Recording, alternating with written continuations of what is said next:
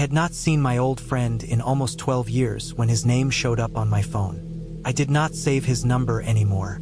I had deleted it after a long time of not using it, the same way you delete old photos when you are trying to make space, even though you know you might regret it later. The name still showed up because I had memorized it once, back when life was smaller and simpler and I thought people stayed the same forever. We grew up together in a quiet town where nothing exciting ever happened unless someone made it happen. We spent our younger years doing the same boring things every day, riding bikes on cracked roads, hanging around empty lots, and killing time in ways that felt important back then. He was always the one who pushed limits a little more than I did. Not in a loud or obvious way, but in a slow and quiet way that made me uncomfortable sometimes. He liked watching people. He liked knowing things about others without them knowing he knew. I ignored it because he was my friend, and because when you are young, you think unease is just part of growing up. When his message came through, it was short and plain. He said he was back in town for a few days and wanted to catch up. No emotions, no explanations, just a time and a place. A small house outside town that used to belong to his uncle. The same house where we had hung out once or twice when we were teenagers. I remembered it clearly even after all those years. A lonely place, surrounded by trees, far from neighbors, the kind of place where sound feels swallowed. I should have said no. I felt that thought clearly, like a warning that came too late. But curiosity is quiet and strong, and nostalgia can be dangerous when you let it speak louder than common sense. I told myself it was just an old friend. People change. Time smooths out rough edges. That is what I believed as I drove out there late in the afternoon. The road to the house had not improved with age. Potholes were deeper, weeds were taller, and the trees leaned closer to the road like they were trying to listen. My phone lost signal halfway there. That bothered me more than I expected. I kept checking it even though I knew it would not come back. The sky was cloudy but bright, the kind of gray light that makes everything look flat and tired. The house looked smaller than I remembered.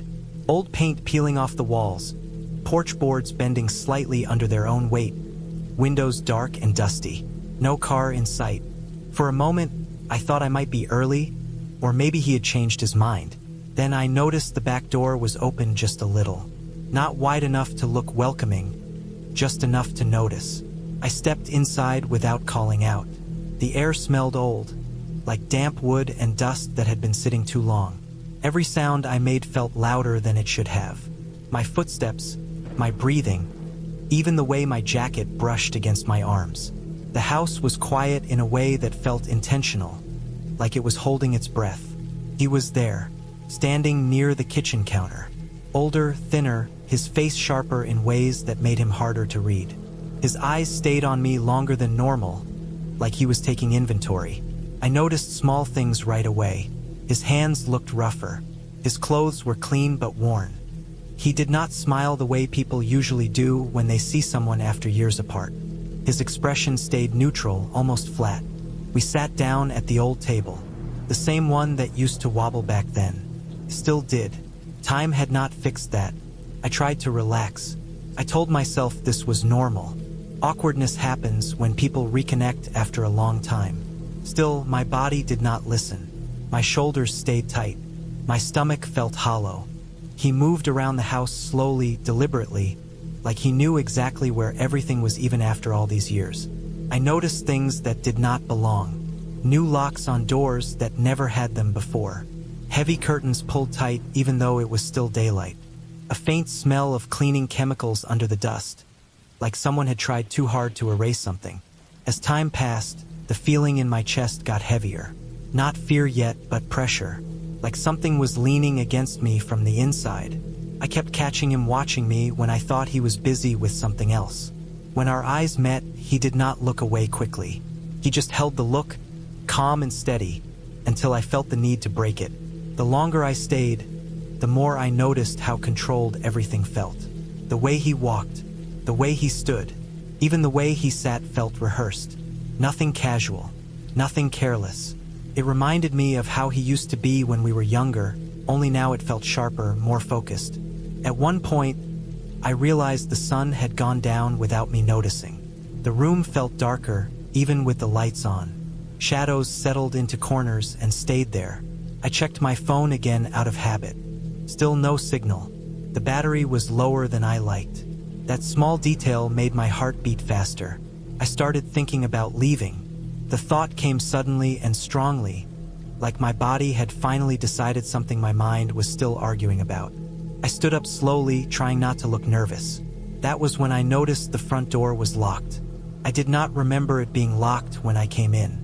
I told myself there could be a simple reason. Old houses have issues. People lock doors without thinking. But when I checked the back door, it was locked too. The new lock, heavy, solid. The air felt thicker then. My mouth went dry. I became aware of every sound again. The faint hum of electricity, the ticking of a clock somewhere in the house, my own heartbeat, loud and uneven. I moved back into the main room, trying to stay calm. He was sitting down again, watching me. His face had not changed, but something about his eyes felt different, more alert, like he had been waiting for this moment. I started noticing other details I had ignored before. Scratches on the floor that looked recent. A dark stain near the hallway that had been scrubbed but not fully removed. The smell of cleaning chemicals suddenly made more sense. My thoughts raced, but my body felt slow, heavy. I thought about how isolated the house was, how far away the road felt now, how no one would hear anything out here. That was when fear finally arrived fully, cold and clear. I backed away toward the window, thinking I could break it if I had to. That was when I noticed the glass was thicker than normal, reinforced, another detail that did not belong. My breathing got shallow. I felt dizzy. Panic tried to take over, but something in me forced it down. Panic wastes energy. I needed to think. I moved carefully, slowly, pretending I was just stretching, just restless. I paid attention to where he was, how far away, what was between us. The room felt smaller now, like the walls had shifted inward. Then I saw it. A door I had not noticed before, partly hidden behind a tall cabinet. The edges were scratched. The lock was heavy, industrial, not something you put on a normal door. That was when everything clicked into place. The unease from years ago, the way he watched people, the control, the isolation. This was not random. This was not a casual meeting. He had planned this. I waited for a moment when his attention shifted just slightly, just enough. I moved fast, faster than I thought I could. I grabbed a chair and slammed it into the window with everything I had. The sound was loud and sharp, like a gunshot. The glass cracked but did not break fully. I hit it again, and again. My arms burned. My hands hurt. On the third hit, the window gave way enough for me to force myself through. The glass cut my arms and shoulders, but I did not stop. Pain felt distant, unimportant. I hit the ground outside hard, knocking the air out of me. I rolled and pushed myself up, running without looking back. My legs felt weak, but they moved. Branches slapped my face. The ground was uneven, trying to trip me. I ran until my chest burned and my vision blurred. I did not stop until I reached the road. Only then did I turn around. The house stood there quietly, unchanged, like nothing had happened. No movement, no sound. I stood there shaking, blood drying on my skin, heart pounding so hard it hurt. My phone buzzed as the signal came back. I did not check messages. I called for help immediately. Later, after the police came and searched the house, they found what I had been afraid of. Evidence that showed I was not the first. The reinforced doors, the stains, the careful setup. He was gone by then, slipped away sometime during the chaos. The ending of this story is not neat or comforting. He was never caught. The house was sealed up. The town went back to being quiet again. People moved on because that is what people do. I still think about that day more than I want to admit. About how close I came to disappearing. About how well I thought I knew someone just because we shared a past. I learned that familiarity can be a disguise, and nostalgia can blind you to danger. I do not reconnect with people from my past anymore. I do not go to isolated places out of politeness or curiosity. I trust the feeling in my chest when something feels wrong. I survived because I listened to it in time. And I know, without a doubt, that if I had ignored it for even a few more minutes, I would not be here to remember any of this at all.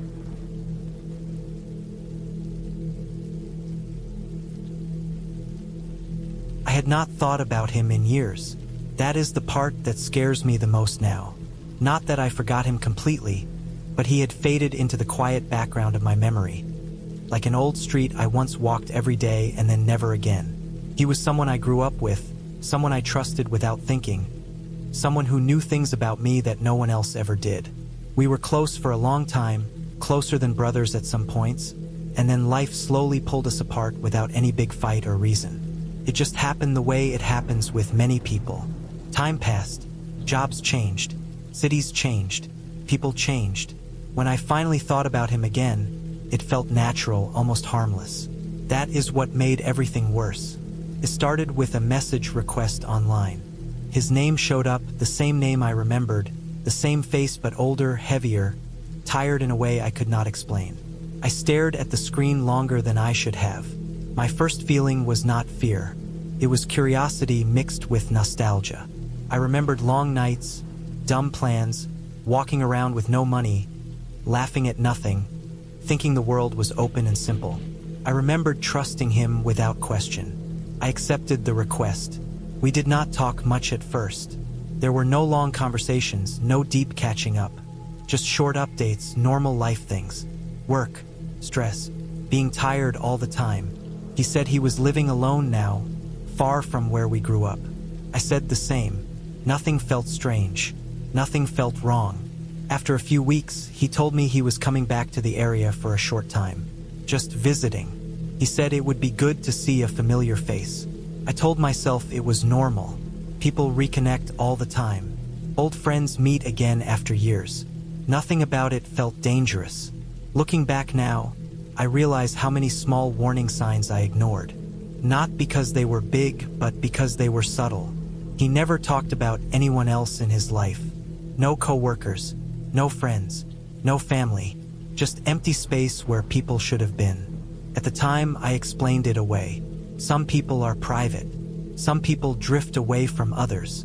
Some people end up alone. I agreed to meet him. He suggested his place. A small rented house on the edge of town. He said it was quiet there, easier than meeting somewhere crowded.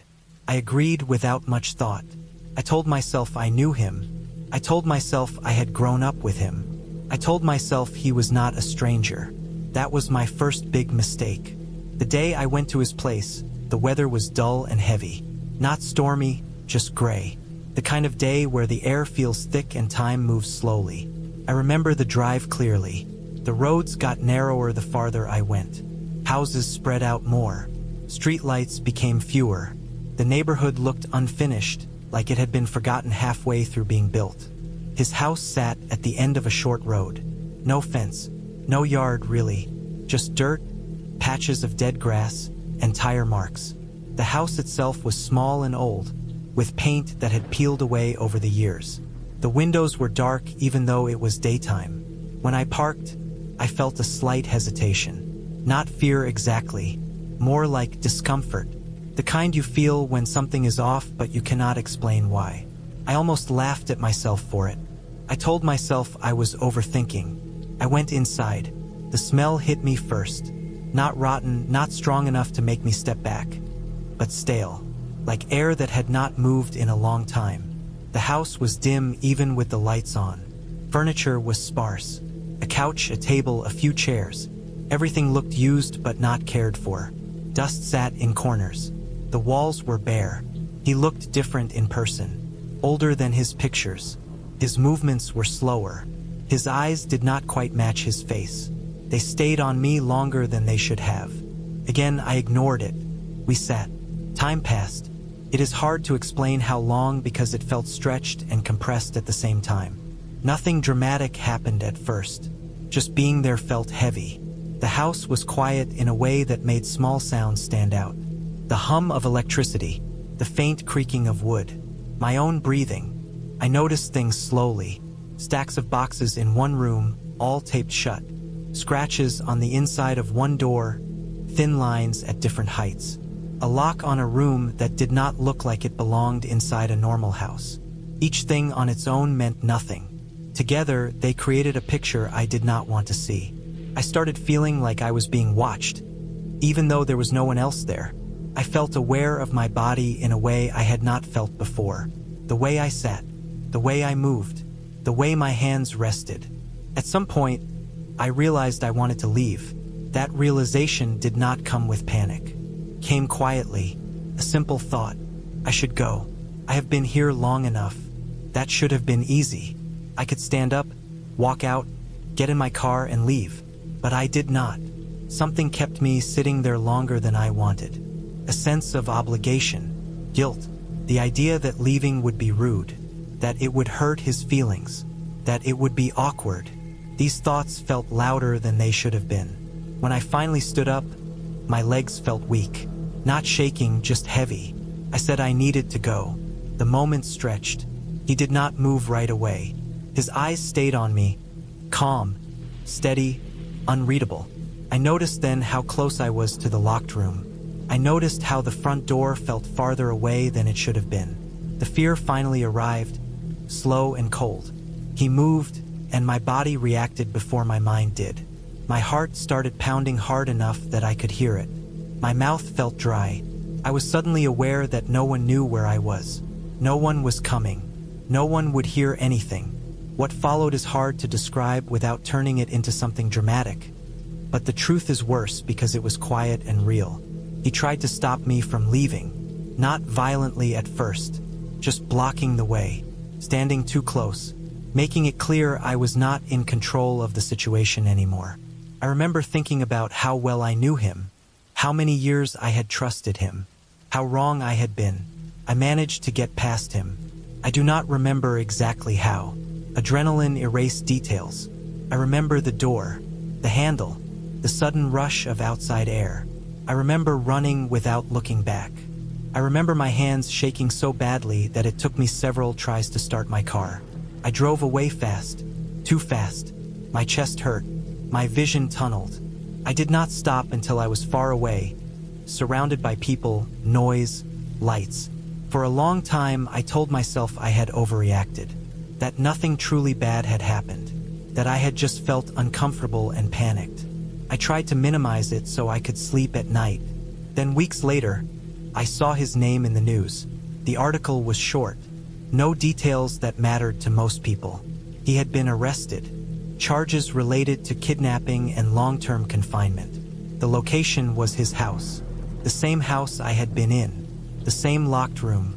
They found evidence going back years. I sat there staring at the screen, feeling sick in a way I had never felt before. Images filled my head, not from imagination, but from memory. The scratches, the boxes, the locks, the silence. I realized how close I had come to disappearing. The ending is clear because there is no mystery left for me. He was not the person I thought he was anymore, or maybe he never truly was. The past did not protect me. Familiarity did not protect me. Trust almost destroyed me. I never reached out again. I never tried to understand him. I did not need answers. The facts were enough. Now, years later, I still think about how easily it could have ended differently. How one small choice, one ignored feeling, one moment of politeness nearly changed everything. The fear stays with me, not as panic, but as a quiet reminder. Sometimes the scariest thing is not a stranger in the dark. Sometimes it is the person you think you already know.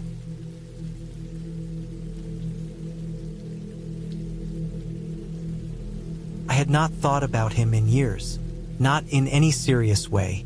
Sometimes a memory would pass through my head like a car on a far road, quiet and quick, and then it would be gone. He was just someone I used to know, someone from a part of my life that felt closed and sealed. At least that is what I believed before that summer. We grew up in the same neighborhood, a place with cracked sidewalks, dry trees, and houses that all looked tired in the same way. Our parents worked long hours, and we learned early how to stay outside until the streetlights came on. We rode old bikes, shared snacks, and spent entire days doing nothing important. He lived 3 houses down from me. I could see his front door from my bedroom window if I leaned to the side. As kids, he was quieter than me. He watched more than he talked, When other kids laughed, he waited a second longer, like he was checking if it was safe to laugh too. I did not think much of it back then. Everyone is different as a kid. Some are loud, some are quiet. It did not seem strange. As we got older, small things changed. He started getting into trouble. Nothing big at first. Skipping school, stealing small stuff from stores, breaking things for no clear reason. I stayed mostly out of it. I cared about school and wanted to leave the neighborhood one day. He did not seem to care about much at all. The last time I saw him before everything fell apart was when we were both 18. There was an incident that I still do not like to think about too deeply. Someone got hurt. Police came. Questions were asked. He blamed me for things I did not do, or at least things I did not start. After that, our paths split fast. I moved away for work. He stayed. Then he disappeared from everyone's lives. Some people said jail. Some said drugs. Some said he just drifted. Years passed. I built a quiet life. Nothing special, but stable. I worked a steady job, rented a small house near the edge of town, and kept to myself. I did not have many friends, but I did not feel lonely either. My days followed a simple pattern. Work, home, food, sleep. Weekends were for cleaning, walking, and watching old shows. It was peaceful. The letter arrived on a Monday. It was a plain envelope, no return address. My name and address were written by hand. The writing looked familiar, but I could not place it at first. I almost threw it away with the rest of the mail.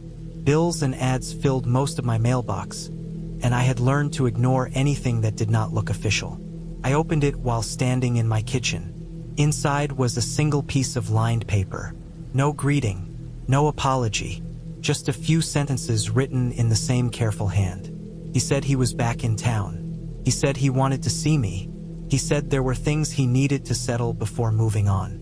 He ended it by writing my full name again, slowly and clearly, like he wanted to make sure it landed. I stood there for a long time with the paper in my hand. The room felt smaller. The sound of the fridge suddenly seemed loud. I read the letter again and again, hoping I had misunderstood something. But there was no mistake. It was him. I told myself I did not owe him anything. People from the past do not get to step back into your life just because they feel like it. I folded the letter and put it in a drawer. I went to work. I answered emails. I tried to act normal, but something had shifted. I felt watched, even when I knew I was alone. Every sound outside my house made me look up. When a car slowed down on my street, my stomach tightened. I started checking the locks twice before bed. A few days later, I noticed small things that were easy to explain away if I wanted to. My trash bin was moved closer to the house than I remembered. The gate to my backyard was unlatched one morning. Footprints appeared in the dirt near my shed, though that could have been anyone walking by. Still, a sense of pressure built inside me, slow and heavy. I never saw him at first. That almost made it worse. The idea that he could be nearby, watching, waiting, felt more real than if he had just shown up at my door. My mind filled in gaps with old memories. The way he used to stare when he was angry, the silence he carried when he felt wronged.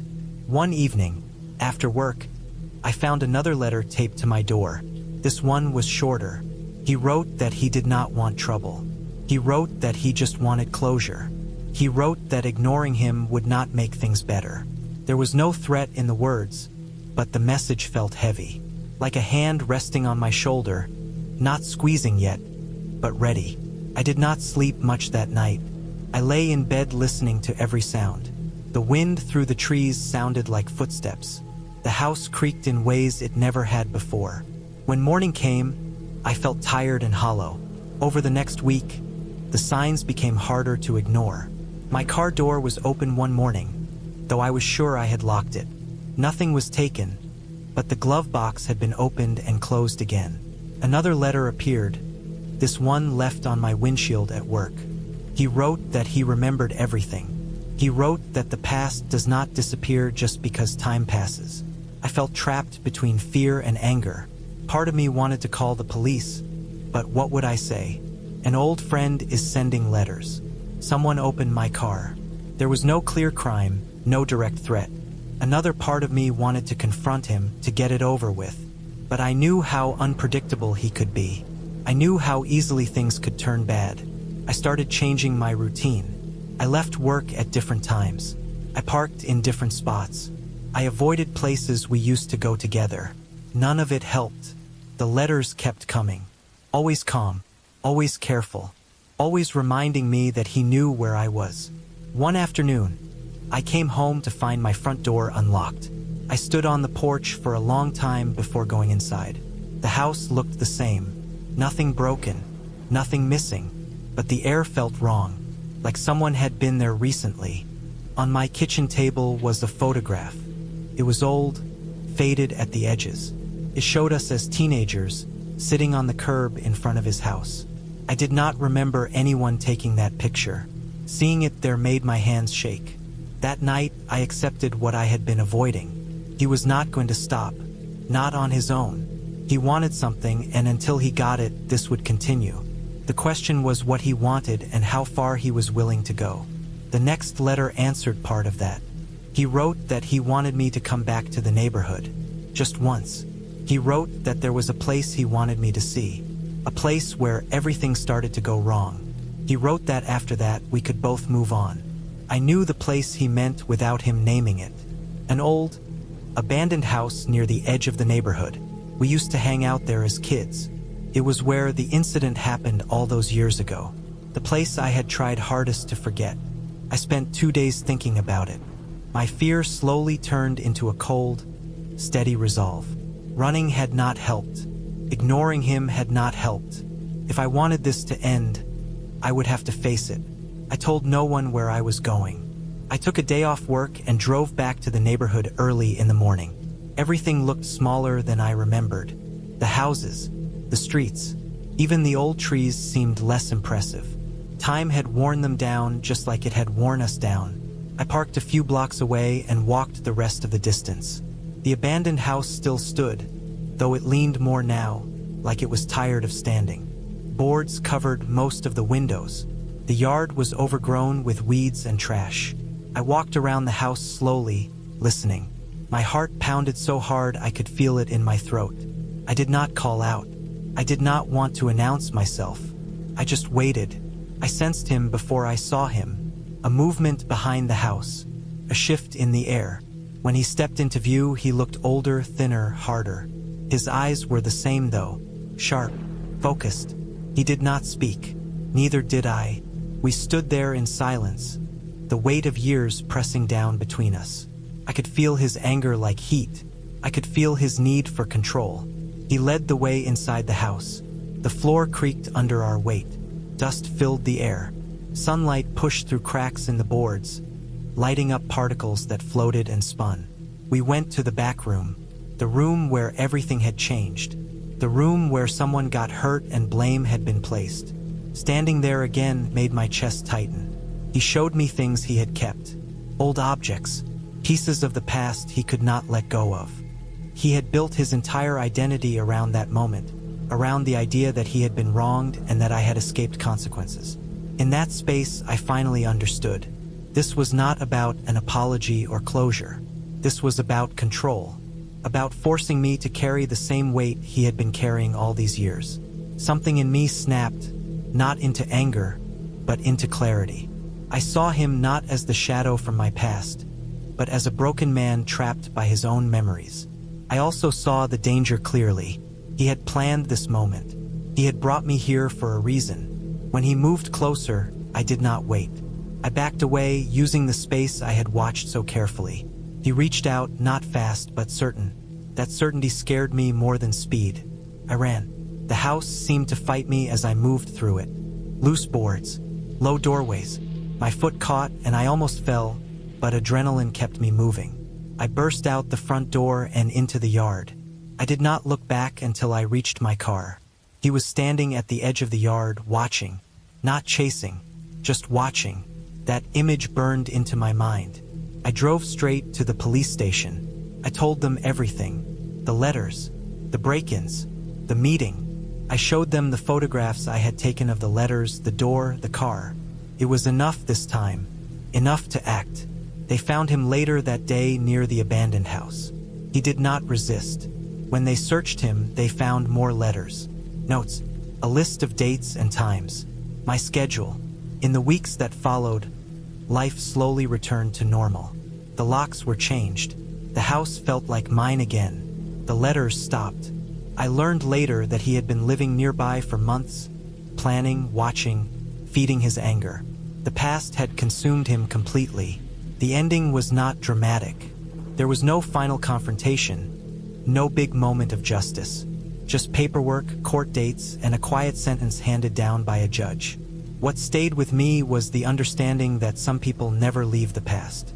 They live inside it until it shapes them into something dangerous. I moved again after that, farther away this time. I did not leave a forwarding address. I started over, more carefully, more aware. Now, years later, I can think about him without fear. Not because he no longer exists, but because I faced what I had been running from. The story has an ending now, clear and solid. He is part of my past, and he will stay there. I learned that silence can be dangerous, that ignoring a problem does not make it disappear. Most of all, I learned that sometimes the scariest thing is not a stranger, but someone who knows your history and refuses to let it go.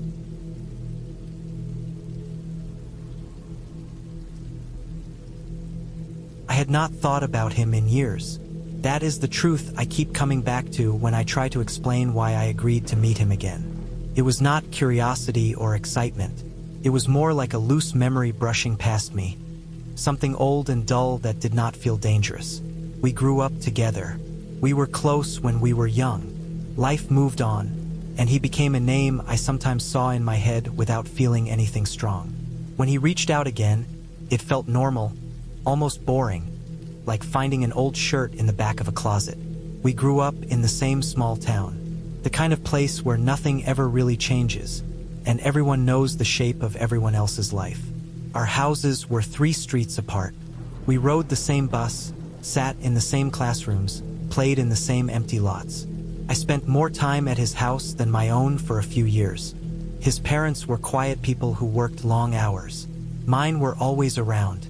His place felt empty but calm.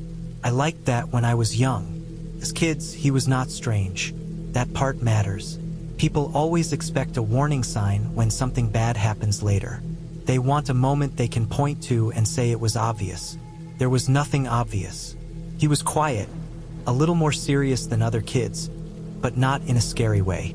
He liked routine. He liked things to be clean and in order. I thought that was just his personality. I never felt afraid of him back then. When we were teenagers, we started drifting apart. Different interests, different groups of friends. It was natural. By the time we finished school, we barely talked. He stayed in town. I left. I went to work in another city, started a normal adult life. Years passed. I heard small pieces of information through other people. He worked odd jobs. He still lived alone. Nothing that sounded dangerous or alarming. Then, out of nowhere, I got a message from him. It was short. He said he had been thinking about old times. He said he was back in town and wondered if I wanted to catch up. No jokes, no emotion, just plain words. I stared at the message longer than I should have. Something about it felt heavy, but I told myself that was just the weight of memory. People change. People get older. There was no reason to assume anything bad. I answered yes. We agreed to meet at his place. That should have been the first moment I paused. Most people suggest a public place when reconnecting with someone after years. Coffee, lunch, something easy. He suggested his house. He said it would be quiet. I told myself it made sense. He was always like that. He did not like noise or crowds. I agreed without thinking much about it. The drive there felt longer than I remembered. The town looked smaller than it did in my memory. Streets were cracked. Shops were closed. Everything felt tired. When I turned onto his street, I slowed down without realizing it. His house was still there, same shape, same faded paint. It looked more run down than before. The yard was overgrown. The windows were clean but dark. I parked in front and sat in the car for a moment. I remember noticing how quiet it was. No kids playing. No dogs barking. Just wind moving dry leaves across the road. I told myself I was being dramatic. I got out of the car and walked up to the door. He opened it before I knocked. He looked older, of course, but not in the way most people do. His face was thinner. His eyes looked tired but focused. He did not smile. He just stepped back to let me in. I noticed right away that the house smelled different. Not dirty, not clean either. Just stale, like air that had not moved in a long time. The inside was neat. Too neat. Every surface was clear. No clutter. No signs of daily life. It felt more like a place waiting to be used than one that was lived in. I took my shoes off without being asked. It felt like the right thing to do, even though he did not say anything. We sat in the living room. The furniture was old but clean. I tried to relax. I told myself this was just awkwardness. Two people who used to know each other trying to fit into the same space again. Time does that. It stretches things until they feel unfamiliar. We did not talk much. That part still stands out to me. There were long stretches of silence. Not comfortable silence. The kind where you feel the space pressing in on you. I tried to fill it with small thoughts about the town, about work, about how strange it felt to be back. He listened without reacting much. He watched me carefully, not rudely, just closely. I started noticing small details. The clock on the wall was not working. The windows were locked, even though it was not cold. There were no pictures anywhere, no family photos, no signs of a past. It was like he had erased everything except the structure of the house itself. At some point, I felt tired, heavy. The air felt thick. I asked if I could use the bathroom. He nodded and pointed down the hallway. I stood up and walked away, feeling a strange sense of relief to be moving. The hallway was narrow. The light flickered. The bathroom was clean, almost sterile. I washed my hands even though I did not need to. I looked at myself in the mirror and felt a sudden wave of unease that I could not explain. My face looked pale. My eyes looked alert, like my body knew something my mind had not accepted yet. When I stepped back into the hallway, I noticed a door that had not been there before, or at least I had not noticed it earlier. It was slightly open. I told myself not to be rude, but something pulled me toward it. Curiosity, maybe, or instinct. Inside was a small room. No windows, just a desk, a chair, and shelves lining the walls. The shelves were filled with notebooks, dozens of them, all identical, plain covers, no labels. They were stacked carefully, organized by size. I did not touch them. I just stood there and looked. The room felt colder than the rest of the house. The air felt sharper, cleaner, like it was controlled. I felt a pressure in my chest, like I had stepped somewhere I was not supposed to be. I heard movement behind me and stepped back into the hallway quickly. He was standing there, watching me. He did not look angry. He did not look surprised. He just looked like he had been waiting. I apologized without thinking. He nodded once. Nothing else. We walked back to the living room together. I sat down, but I could not relax again. My body felt tense. Every sound felt louder. The house felt smaller. Time moved strangely after that. Minutes felt stretched. I checked my phone and was surprised by how little time had passed. I told myself I should leave soon. I had an early morning. I had responsibilities. I tried to stand up, but my legs felt weak. I blamed it on stress. That was when I noticed something else. The front door was locked. I do not remember seeing him lock it. I do not remember hearing it. It was just locked. The handle did not move when I tested it lightly. I told myself it was nothing. People lock their doors. It did not mean anything by itself. But the feeling in my chest grew heavier. I sat back down, pretending nothing was wrong. I focused on my breathing. I told myself not to panic. Panic makes things worse. Panic makes you see danger where there is none. He watched me the whole time. I started noticing patterns in his behavior. The way his eyes followed me when I shifted in my seat. The way he tilted his head slightly, like he was measuring something. The way he seemed calmer the more uncomfortable I became. I do not know how long we sat like that. It felt like hours. At some point, I stood up again and said I needed to go. My voice sounded strange to my own ears. Tight. He did not move right away. He stood slowly. He walked toward the door. For a moment I felt relief. Then he stopped between me and the exit. Not blocking it completely, just enough. That was when I understood something was wrong in a way that could not be explained away. I stepped back. My heart was pounding so hard I could feel it in my throat. I tried to stay calm. I tried to look normal. I tried to act like this was still a friendly visit. He reached into his pocket and pulled out a set of keys. He turned one in the lock. The sound was loud in the quiet room. Final. I remember thinking about how stupid I had been. How many small signs I ignored because I did not want to be rude or dramatic or wrong. How being polite had carried me into danger without me even noticing. I moved before my mind caught up.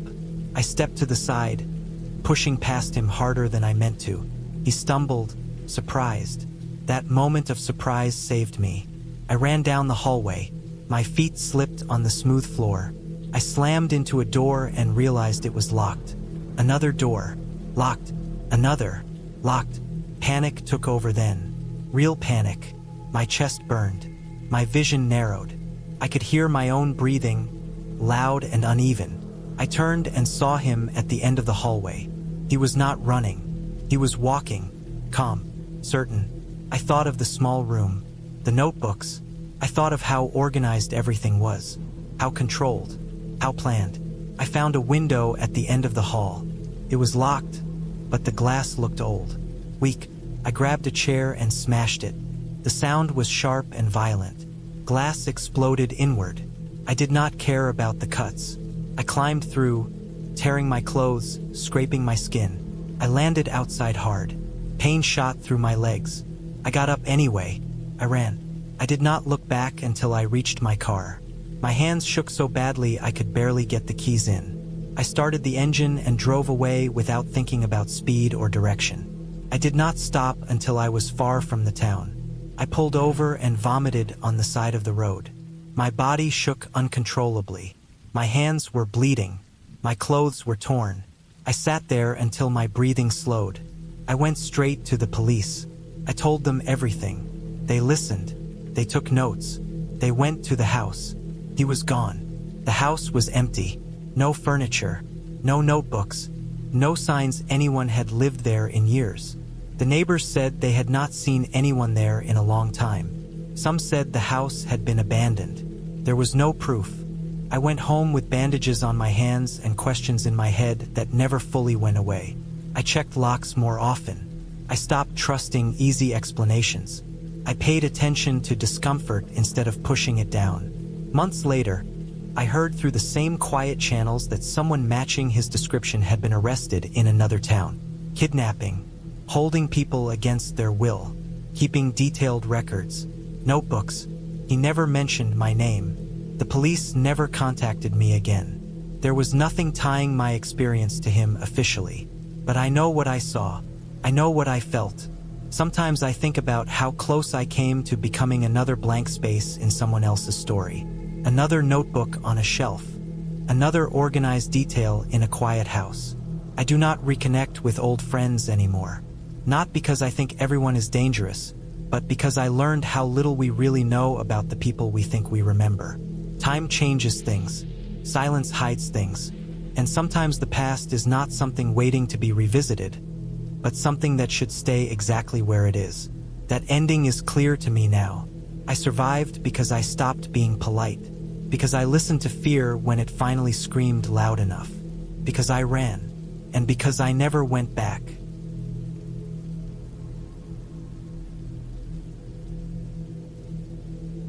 I had not thought about him in years, not in any real way. His name would come up in my head once in a while, like an old photo you find at the bottom of a box, but there was no feeling attached to it anymore. Just a memory that had lost its weight. We were close when we were younger, closer than most people ever get with a friend. We grew up in the same area, went to the same schools, spent entire summers doing nothing important and thinking it would last forever. Then life moved forward, like it always does, and we drifted apart without a fight or a reason. Different jobs, different cities, different habits. Years passed like that. When he showed up again, it was sudden, but it did not feel strange at first. It felt familiar, almost comforting, like stepping into a room you had not been in for a long time and realizing the furniture was still in the same place. I remember seeing his name and feeling that small pull of the past, the part of me that remembered being younger and less careful. I did not think about danger. I did not think about how much people can change.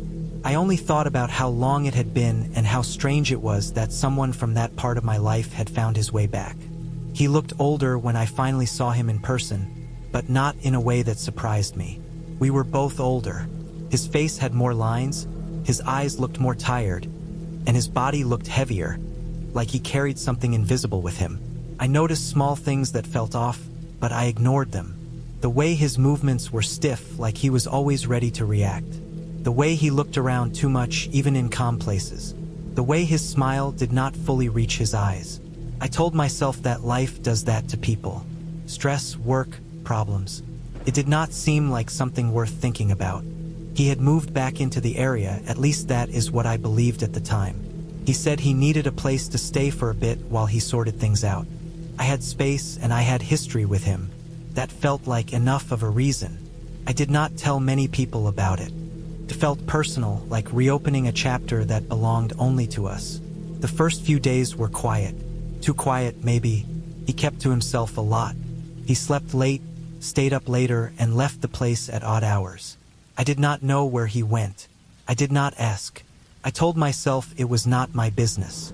Still, I noticed how he avoided being seen by neighbors, how he parked in different spots, how he always checked outside before leaving. These things registered in my mind, but I pushed them aside. I did not want to be suspicious of someone I once trusted completely.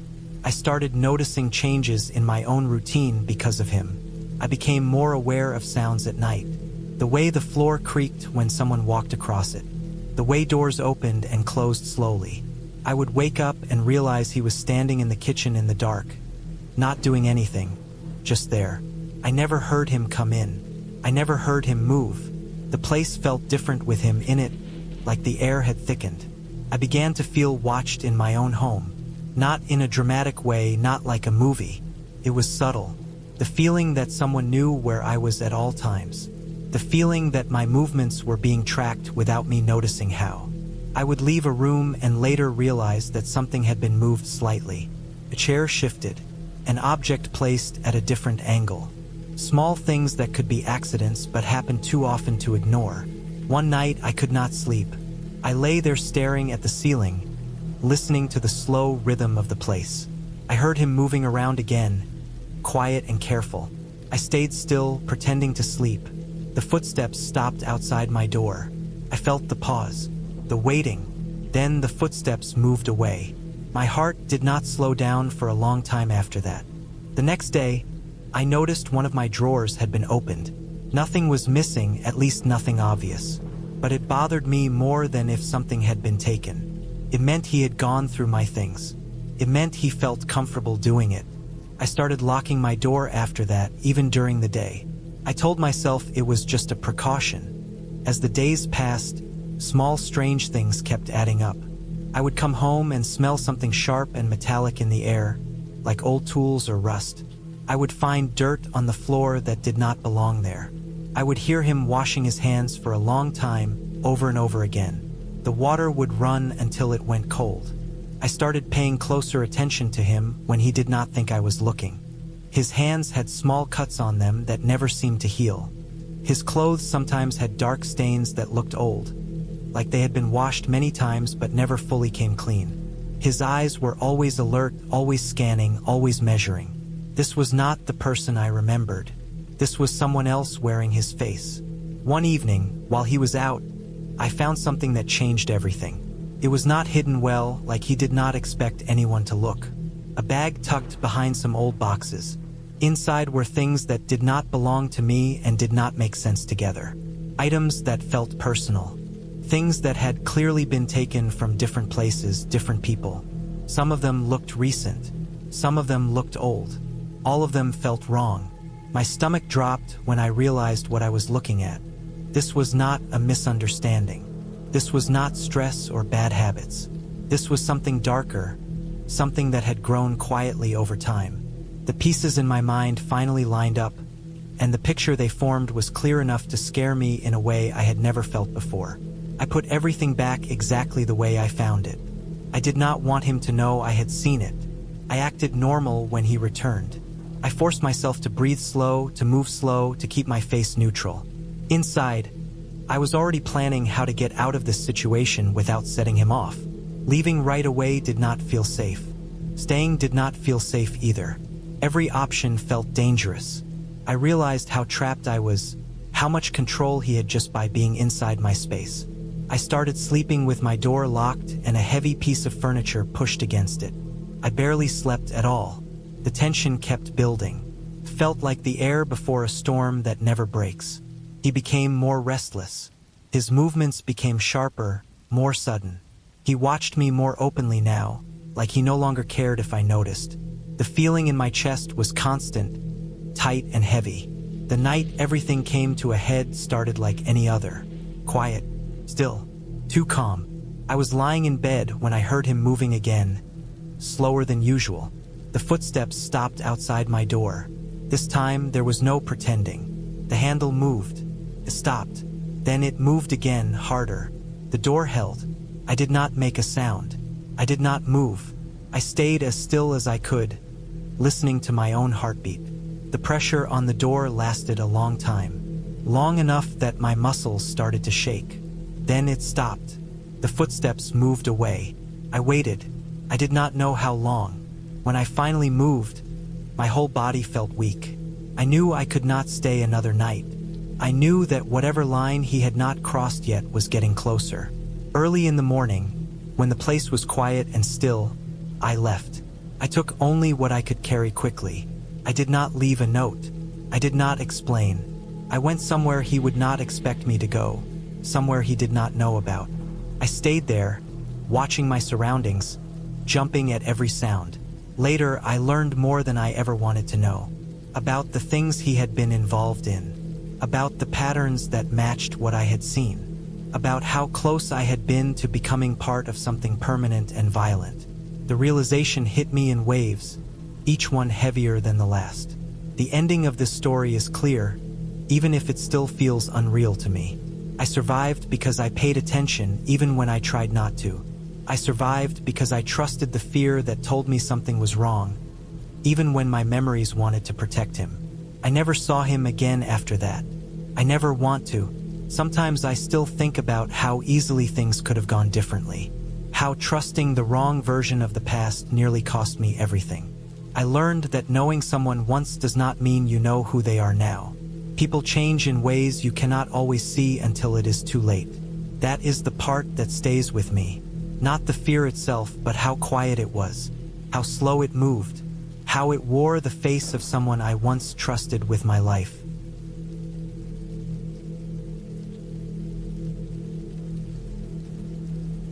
I had not thought about him in years, not in any serious way. He was just one of those faces from the past that shows up sometimes when you are half asleep or when a smell brings back a memory you did not ask for. We grew up in the same block, went to the same school, rode the same broken bikes, and wasted the same summers doing nothing important. Back then, everything felt slow and endless. Then life moved on, and I moved away, and he became a name I barely remembered. The reason he came back into my life was simple and boring. I moved back to my old town after my divorce. I needed something cheap, quiet, and familiar. The city had worn me down. I rented a small house not far from where I grew up. The streets were narrower than I remembered, and the trees looked taller. Everything felt slightly off, like a copy of a place I used to know. The first few weeks were uneventful. I unpacked slowly, worked remote hours, and took long walks in the evening. One night, while buying groceries at a small local store, I saw him. It took a few seconds for my brain to connect the face to the memory. He was thinner, his hairline pushed back, and his eyes looked tired in a way that sleep does not fix. Still, it was him. The same crooked nose from when he broke it as a kid. The same way he leaned slightly forward when he stood. He noticed me at the same time. There was no dramatic moment, just recognition. We did not talk inside the store. We just looked at each other for a second too long. Later, as I walked home with my bags, I saw him behind me, keeping distance. I told myself it was nothing. Small towns do that. You run into people. Paths overlap. A few days later, I found a note in my mailbox. No stamp, no envelope, just a folded piece of paper. My name was written on it in messy handwriting. Inside, it said he had seen me and hoped I was doing well. It mentioned how strange it was that we ended up back in the same place.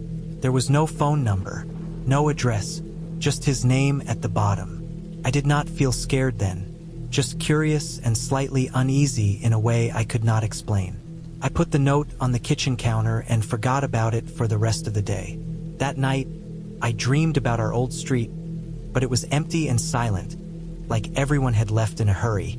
After that, the small signs started adding up. I would see him at places I went to often. The gas station near my house, the walking trail behind the old factory. Once, I noticed him sitting in a car across the street from my house early in the morning. When I looked again a minute later, the car was gone. I kept telling myself it was coincidence. We lived in the same area. There were only so many places to go. Still, a tight feeling settled in my chest, especially at night. I started locking my doors earlier. I checked my windows more than once before bed. One afternoon, I came home and noticed my trash bin had been moved. I always left it in the same spot. This time it was closer to the fence. I told myself the wind did it. The next day it was moved again. I began to pay attention to small details. The dirt near my back door looked disturbed, like someone had stood there for a while. My gate, which always creaked loudly, was quiet one evening, as if it had been oiled. I did not want to assume the worst. The idea that someone I once trusted could make me feel unsafe felt wrong. We were kids together. We shared food, secrets, and long days with nothing to worry about. But people change. I had changed too. I started to notice how often he was around when I left the house. His car parked a little too close sometimes. His shape reflected in store windows behind me. Once, I found another note under my door. This one was longer. It talked about how life had not turned out the way he expected. It mentioned how lonely the town felt and how seeing me made it feel less empty. There was something heavy in the words, something pressed down too hard. I did not respond. I did not reach out. I hoped silence would send a message. Instead, the notes continued. They became more detailed, mentioning things about my routine. The time I usually went for walks, the food I bought, the days I stayed home. None of it was written in a threatening way, but the fact that he knew these things made my skin crawl. I started sleeping poorly. Every sound outside made me tense. The house felt smaller at night.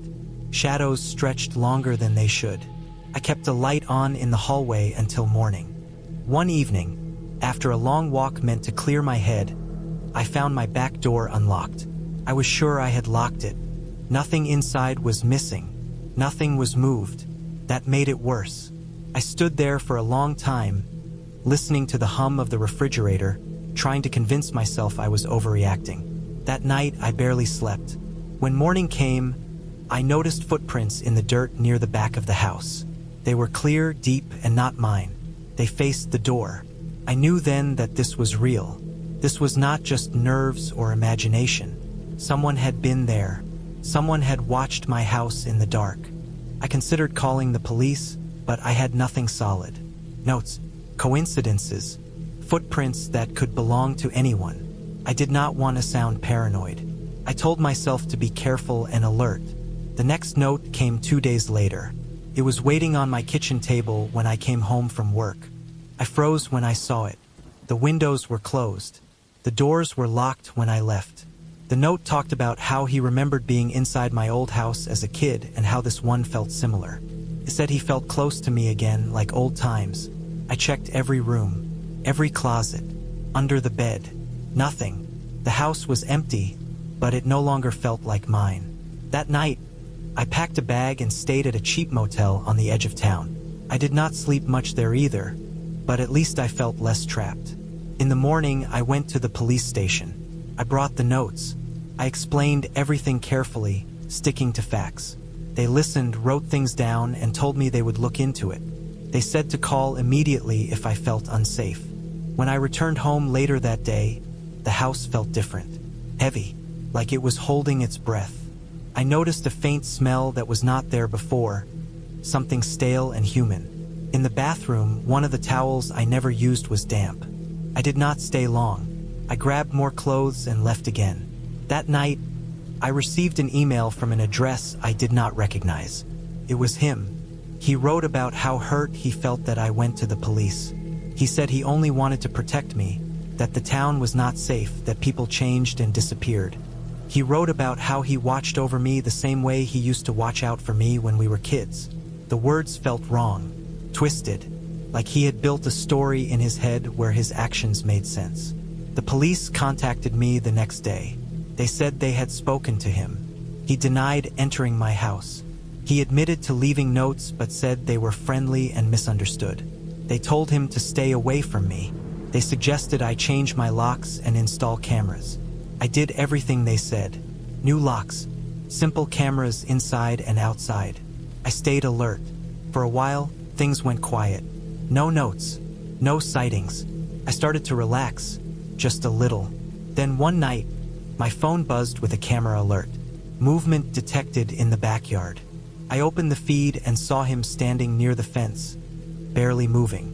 He stood there for a long time just looking at the house. Then he walked out of frame. I sent the footage to the police immediately. They took it seriously this time. They increased patrols in the area. A restraining order followed.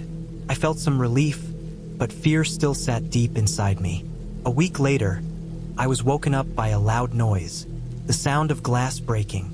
I stayed still, barely breathing. My heart felt like it was trying to break out of my chest. I checked the camera feed on my phone and saw him inside my living room. He moved slowly, carefully, like he had been there before. I called the police with shaking hands. I stayed locked in my bedroom, holding the door handle, listening to footsteps move through my house. The minutes felt endless. Every sound felt loud enough to give me away. Then I heard sirens. Fast. Close. The footsteps stopped. I heard him run. The police arrived quickly and found him trying to leave through the back. They arrested him on the spot. After that night, everything moved fast. Charges, statements, court dates. It came out that he had broken into my house multiple times before. He had kept items from inside, small things I had not noticed missing. He had been watching me for months, maybe longer. The ending was clear, but not comforting. He was sentenced to time in prison. A long time. The house no longer felt safe to me. I sold it and moved far away, to a place where no one knew my past. Even now, years later, I think about how easily trust can turn into fear. How someone you once shared a childhood with can become a stranger capable of taking away your sense of safety. The town still exists somewhere, unchanged, but I will never go back. Some memories are better left where they belong, buried and silent.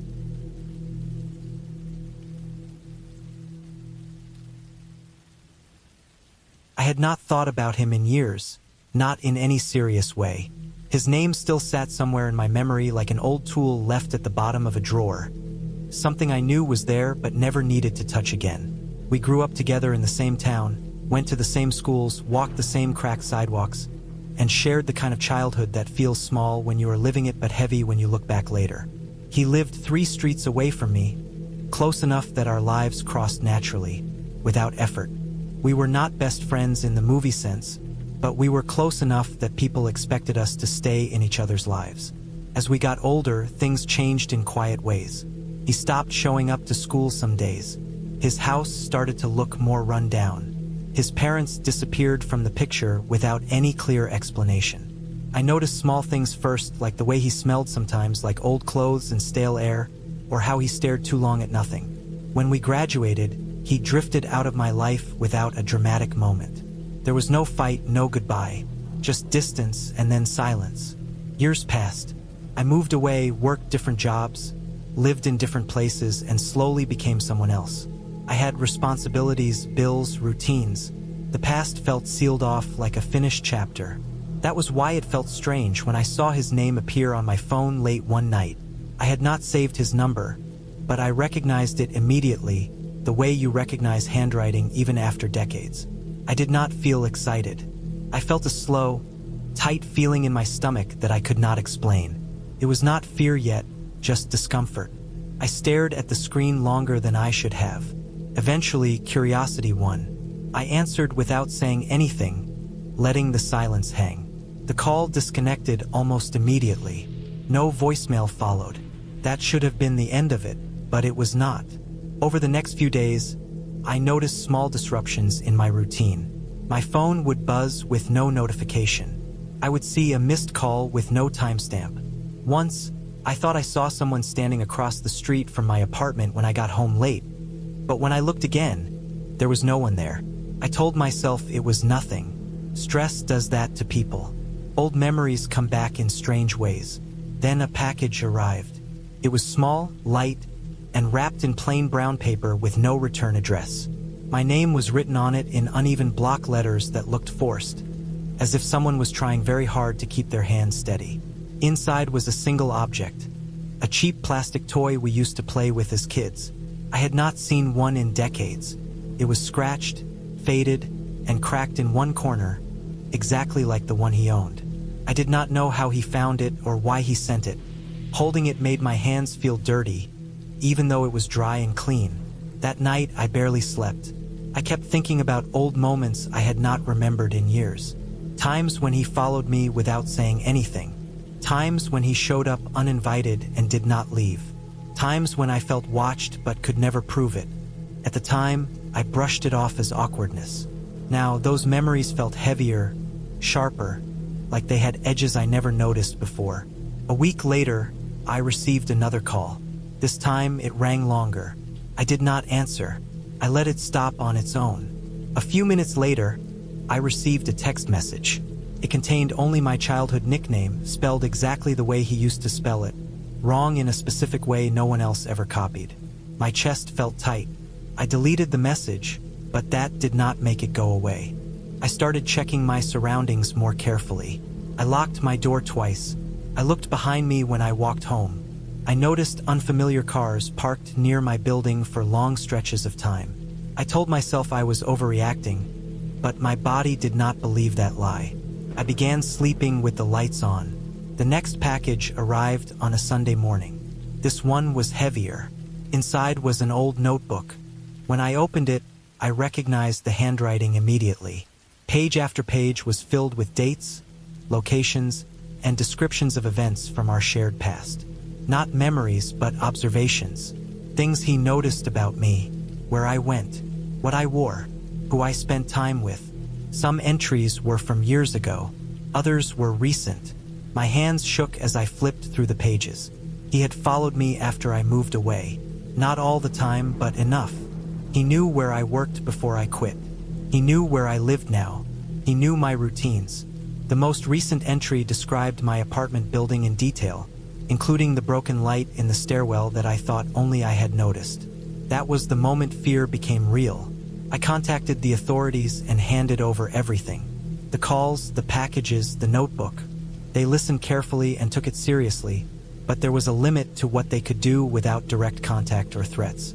They told me to stay alert, document everything, and reach out immediately if anything else happened.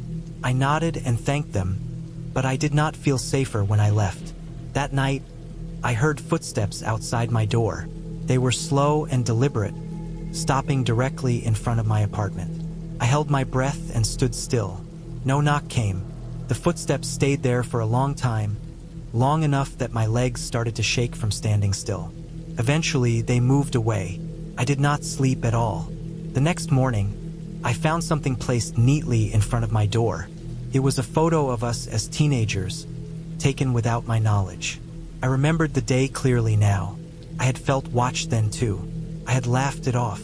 I realized then that this was not about reconnecting. This was about control, about possession, about a person who never learned how to let go. I stayed with a friend for a while, changed my routine, avoided familiar places. For a short time, the activity stopped. No calls, no packages, no signs. I hoped that maybe exposure scared him off. I was wrong. They found him a month later, inside my apartment, while I was away. He had let himself in using a copied key.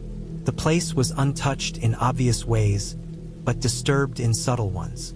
Furniture moved just slightly, objects rearranged, personal items handled and returned. He had been living in the space without being seen, entering and leaving when I was gone. When they arrested him, they discovered he had been doing this for years, not just to me but to others. I was simply the one he fixated on longest. The ending did not feel like relief the way I expected. It felt hollow. Knowing he was gone did not erase the feeling of being watched. It did not undo the past or repair the way my memories had been altered. It only explained them. I moved again after that, farther this time. New city, new routines. I still check locks. I still notice details. Some friendships fade quietly for a reason. Some people are meant to remain in the past, because letting them back in does not bring nostalgia. It brings danger, and that is the truth I live with now, fully awake, fully aware, and unwilling to ever ignore that feeling again.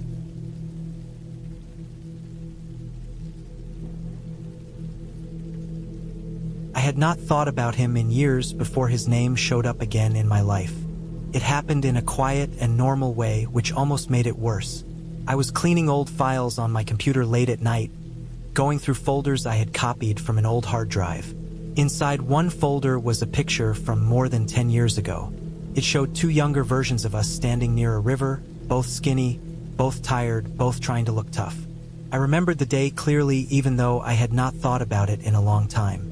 He was my closest friend for most of my childhood, the kind of friend who knew where I lived without checking and could tell my mood just by how I walked. We grew up in the same neighborhood, same dusty roads, same broken streetlights, same small stores that sold cheap snacks and cold drinks. We spent most days outside. We climbed roofs, wandered empty lots, and followed railway tracks just to see where they went. His house was 2 streets away from mine.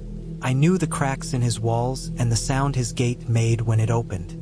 Our lives were mixed together for a long time. Things changed slowly, not all at once. I moved away for work in my early 20s. He stayed behind. We stopped talking without any big fight. Life just moved forward. New routines replaced old ones. Years passed. I heard things about him from other people sometimes. Nothing clear, just small comments. He was not doing well. He was having trouble. He had changed. I did not ask more. Seeing that picture brought back a heavy feeling I did not expect. I stared at the screen longer than I meant to. I remembered his laugh, his way of walking, the way he always scratched his wrist when he was thinking. It felt strange to remember someone so clearly who no longer existed in my daily life. A few days later, I had to return to my old town for some paperwork related to my family house. My parents were planning to sell it, and I needed to sign some documents in person. I had not been back in years. The idea made me uncomfortable, but I told myself it was just nostalgia. The town looked smaller than I remembered. The roads felt narrower. Buildings leaned in strange ways, like they were tired. Many shops were closed. The air smelled the same, a mix of dust and old metal. I drove slowly through familiar streets, recognizing places that no longer mattered to me. I stayed at my parents' empty house. Most furniture was gone. The rooms echoed. At night, the house made sounds I was not used to anymore. Pipes knocked, wood cracked. Wind moved through broken window seals. It did not feel scary, just unfamiliar. On the second day, while walking to a nearby store, I saw him. At first, I was not sure it was him.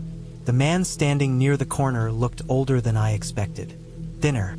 His shoulders were slouched in a way I did not remember. His hair was longer and uneven, like it had been cut badly many times. His clothes were worn and did not fit right, but the shape of his face was the same. The way he stood was the same. He noticed me looking. His eyes met mine. There was a pause that felt too long. Then he smiled. Seeing that smile made my stomach tighten. It looked familiar but also wrong, like it was practiced. Still, it was him, my old friend. After all these years, we did not speak at first. We just stood there, looking at each other. I could tell he recognized me. His eyes moved over my face, my clothes, my posture. I felt like he was measuring how much I had changed. Eventually, we started walking together. It felt strange to be side by side again. Our steps were not in sync like they used to be. He walked a little too close to me. His arm brushed against mine more than once. We walked through streets we used to roam as kids. He pointed at places I had forgotten. A wall we once climbed. An empty lot where a building had burned down. He remembered details I did not. Dates, small events, things that did not seem important but stayed in his mind. As we walked, I noticed things about him that made me uneasy. His eyes moved constantly. He looked behind us often. He scratched his wrist over and over. His breathing sounded shallow, like he was always tense. He told me he lived nearby, in an old building close to the industrial area. He said it was temporary. He said a lot of things were temporary. His life, his situation, his plans. The way he said it made me think nothing had been temporary for a long time. He asked me to come by later that evening. He said he wanted to show me something. He said it mattered. I do not know why I agreed. Maybe it was guilt. Maybe it was curiosity. Maybe it was the pull of the past. I told myself I would go for a short time and then leave. That evening, the sky turned dark early. Clouds covered the moon. The streetlights flickered. I drove toward the industrial area, past warehouses and empty yards. The road became rough. Trash lined the sides. Stray dogs watched from shadows. The building he lived in was old and half abandoned. Paint peeled from the walls. Windows were broken or covered with boards. The entrance smelled like mold and oil. The hallway light buzzed weakly. I climbed the stairs slowly. Each step creaked. The air felt thick. When I reached his floor, the hallway was narrow and dark. His door was at the end. Inside, the apartment was small and cluttered. Boxes stacked against walls. Old newspapers piled on the floor. A single lamp lit the room with a yellow glow. The place smelled like damp paper and sweat. He seemed nervous. He moved things around without purpose. He kept looking at the door. He sat, then stood, then sat again. His hands shook slightly. He showed me photos spread across a table. Old photos, some from our childhood, some from later years, some I had never seen. Pictures of people from the neighborhood, pictures of houses, pictures of places taken from far away, like someone had been watching. He told me he had been collecting them. He said it was important to remember things the right way. He said people forget too easily. As I looked closer, I noticed something disturbing. Many of the photos had notes written on the back. Dates, times, observations, details about people's routines. When they left their houses, when they returned, who they talked to. My chest tightened.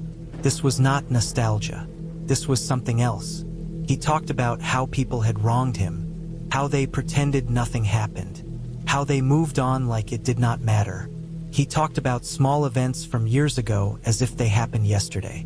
A joke someone made, a look someone gave him, a decision that left him behind.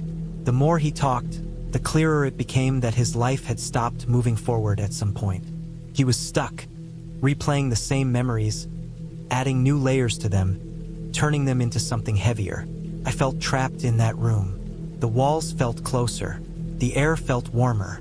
I wanted to leave, but I did not want to cause a scene. I did not know how he would react. He showed me one last thing. A notebook, thick and worn. Inside were pages filled with writing. Dates, names, places. Some pages were about me. He had been watching me since I returned to town. He knew where I was staying. He knew when I left the house. He knew where I went. My heart started pounding. I tried to stay calm. I tried to keep my movements slow. He said he wanted things to go back to how they were. He said we were supposed to stick together. He said I left him behind. I realized then that meeting him again was not an accident.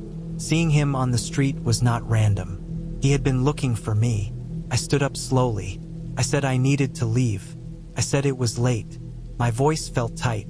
He stood too. He moved closer than necessary. I could smell his breath. His eyes were wide and intense. I stepped toward the door. He did not stop me, but he watched every move. When I reached the hallway, I felt a rush of relief that made my legs weak. I walked quickly to my car. I did not look back. That night, I did not sleep. Every sound outside made me tense. I checked the locks again and again. I kept thinking about the notebook, the photos, the way he looked at me. The next day, I finished my paperwork as fast as possible. I packed my things early. I planned to leave town before sunset. As I loaded my car, I noticed something on my windshield, a folded piece of paper, my name written on it in his handwriting.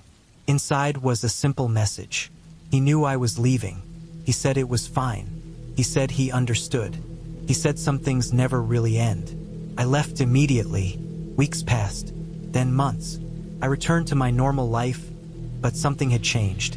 I checked over my shoulder more often. I noticed patterns I never cared about before.